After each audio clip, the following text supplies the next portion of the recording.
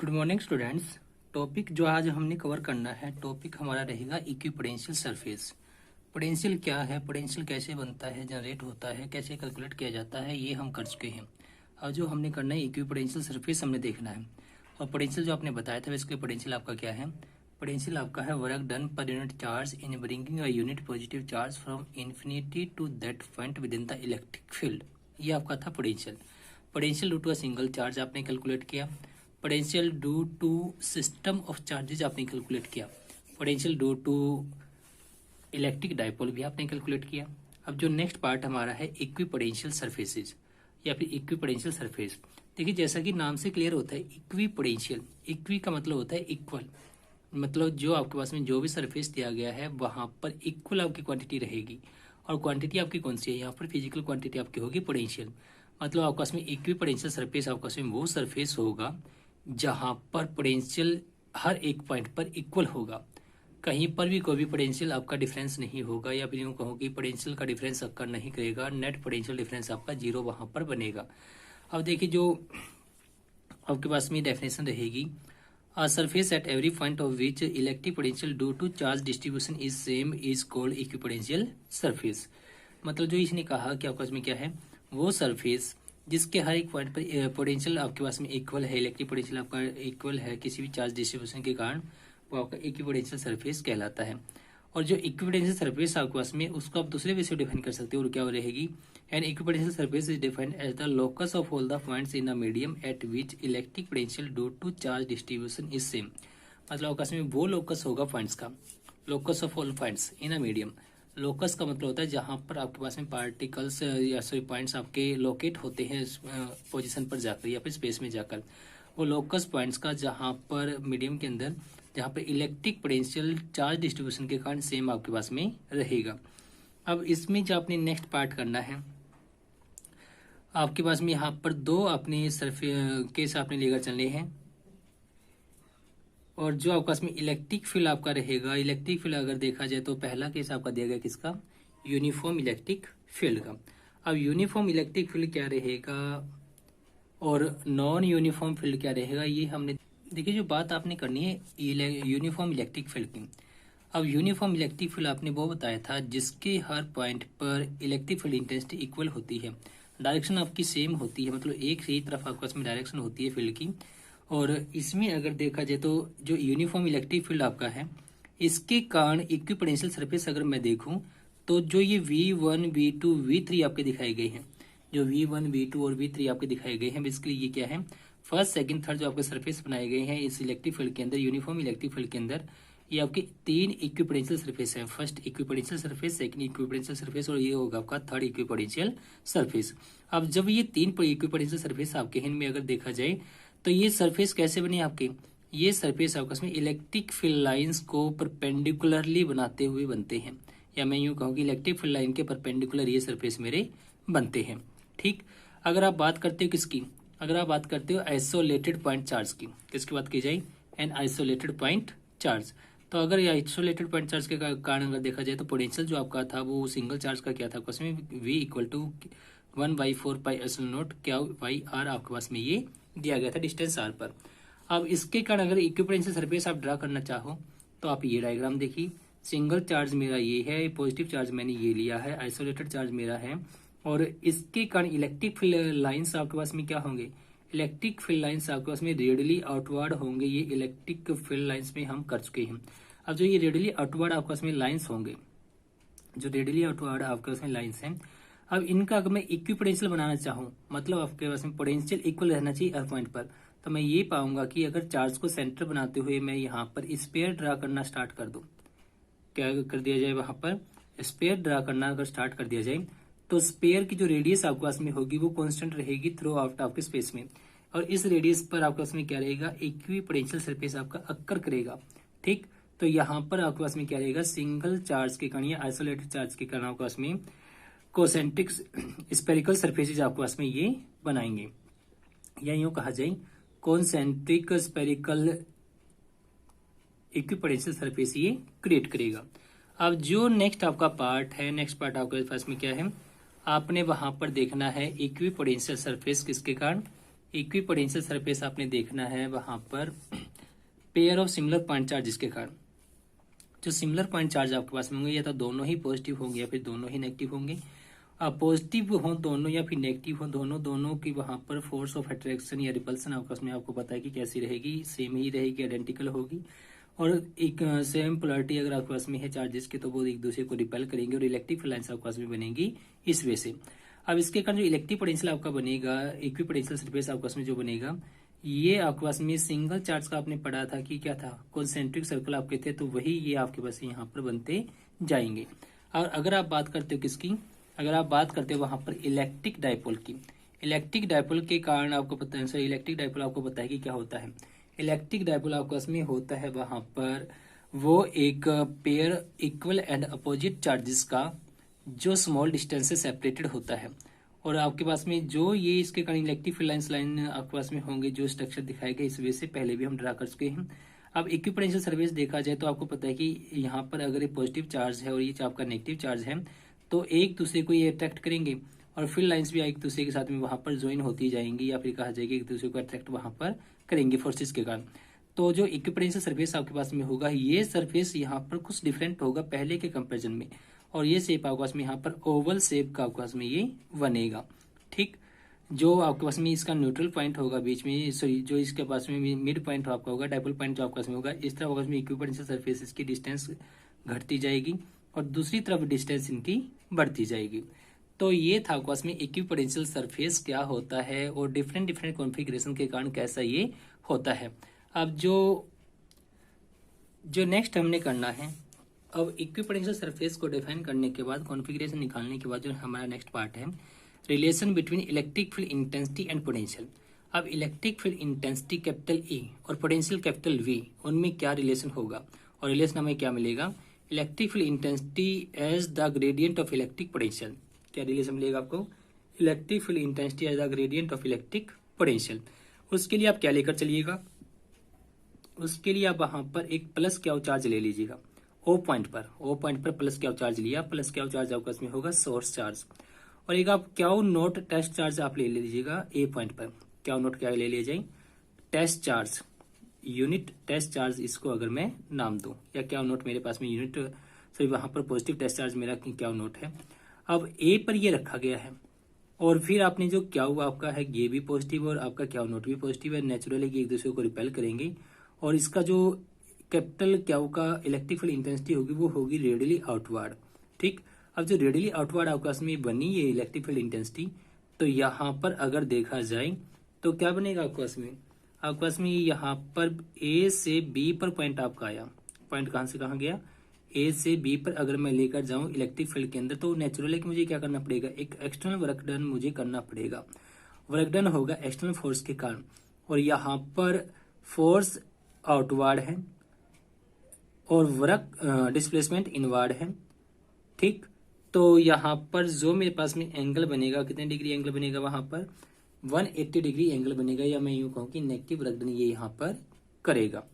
ठीक, अब जो आप कहोगे यहाँ पर वर्क डन आपके पास में कितना आया, और वर्क डन जो आपके पास में आया डी डब्ल्यू equal to f dot D r आपके पास में होता है क्या नोट इंटू ई आपके पास में होगी एफ की वैल्यू, क्योंकि एफ क्या था आपके पास में charge into electric field intensity, या फिर इलेक्ट्रिक फील्ड इंटेंसिटी क्या थी, फोर्स पॉइंट चार्ज आपका था, डॉट डी आर।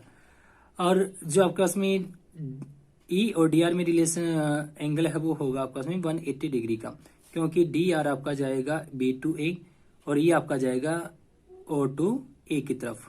ठीक, तो ये आपके पास में कोस 180 आ जाएगा, कोस 180 की वैल्यू होगी -1, तो ये बन जाएगा क्या नोट ई डॉट डी आर आपके पास में ये आ जाएगा। तो डी डब्ल्यू बाई क्या नोट में यहाँ पर ले लूँ, डी डब्ल्यू मेरा इस तरफ था ही, क्या नोट में इसके लिए इस तरफ से आया और इस तरफ मेरा रहेगा minus E into D R. और जो इलेक्ट्रिक पोटेंशियल की डेफिनेशन थी उसके अकॉर्डिंग वर्क डन पर चार्ज आपके पास में क्या है वो पोटेंशियल है, तो स्मॉल अमाउंट जो वर्क डन था ये स्मॉल अमाउंट मुझे मिल जाएगा पोटेंशियल का, तो मुझे यहाँ पर ये D V equal to E dot D R with negative sign आ जाएगा, या फिर E equal to minus D V by D R, इसको मैं लेकर वहां से चल सकता हूँ। जो E equal to minus D V by D R जो मेरे पास में आया है, जो ये मेरे पास में बना है, तो नेगेटिव साइन आपके पास में क्या दिखाता है, electric field intensity is in direction of decreasing electric potential. क्या मतलब है इसका, electric field intensity is in the direction of decreasing potential आपका ये लिया गया है। अब एसआई यूनिट क्या होगी इलेक्ट्रिक पोटेंशियल ग्रेडियंट की, और वो हो गया आपका वोल्ट पर मीटर। क्या रहेगी? वोल्ट पर मीटर। ठीक। और जो रिलेशन आपका है E equal to minus d by D r, ये वैलिड नहीं है नॉन यूनिफॉर्म इलेक्ट्रिक फील्ड के लिए, या नॉन यूनिफॉर्म फील्ड के लिए आपके पास में ये वैलिड रहेगी। ठीक। मतलब ये रिलेशन आपके पास में यूनिफॉर्म फील्ड और नॉन यूनिफॉर्म फील्ड दोनों के लिए वैलिड आपके पास में रहेगी। एस आई यूनिट आपके पास में क्या रहेगी? वोल्ट पर मीटर या 1 न्यूटन पर कूलम आप इसको कह सकते हो। अब जो नेक्स्ट आपके पास में है वहां पर इलेक्ट्रिक पोटेंशियल आपका स्केलर क्वांटिटी है, इलेक्ट्रिक पोटेंशियल ग्रेडियंट आपका वेक्टर क्वांटिटी बनेगा, क्योंकि आपके पास में ये क्या है? ये आपके पास में electric field into D R, और इलेक्ट्रिक फील्ड आपके पास में होगा वहां पर एक वेक्टर क्वांटिटी। अब जो नेक्स्ट हमने करना है प्रॉपर्टीज ऑफ इक्विपोटेंशियल सरफेसेस। अब जो इक्विपोटेंशियल सरफेस आपका है, आपने कहा कि वहां पर पोटेंशियल इक्वल होगा हर पॉइंट पर। ठीक। तो उसकी जो प्रॉपर्टीज होंगी, प्रॉपर्टीज बहुत इंपॉर्टेंट हैं। जो फर्स्ट प्रॉपर्टी आपकी क्या है वो है no work is done in moving a test charge from one point to another point on an electric equipotential surface. कहने का मतलब ये है कि इक्विपोटेंशियल सरफेस के पर अगर मैं एक पॉइंट से दूसरे पॉइंट पर चार्ज को लेकर जाऊं तो वर्क डन मेरा 0 होगा। क्यों होगा? अब ये देखिए, आपने वहां पर जो भी इक्विपोटेंशियल सरफेस लिया है, जो भी इक्विपोटेंशियल सरफेस आपने लिया है उसको आप अंडर कंसीडरेशन लेकर चलिए, क्योंकि इक्विपोटेंशियल सरफेस का नेचर डिपेंड करता है चार्ज कॉन्फ़िगरेशन पर।